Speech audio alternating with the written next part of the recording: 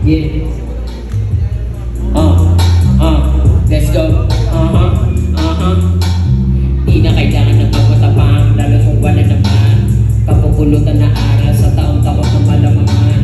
Gusto pa na sabayan, pero hindi nila alam kung ano kahirap mga dinaan at yun ang hindi mo alam. Di naisipan sukuan yung mga bagay na akin nang nasimulan.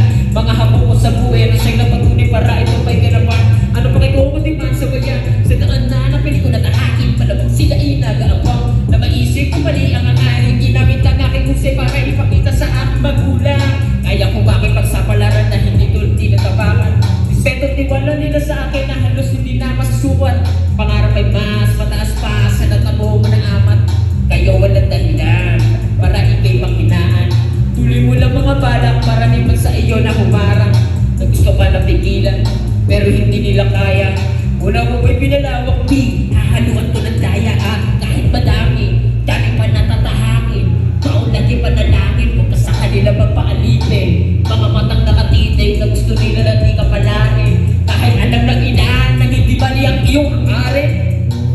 Di na kailangan ng papatapang dalang wala naman papupulutan na aral sa taong takot ng mga gusto pa na sabayan pero hindi nila alam kung ano kahirap mga dinaanan. Yo, dati na kinukod sa makikita na kung ano-ano pa dati kailangan makinig sa mga dinabang naniwala simula pa ba ng umpisa.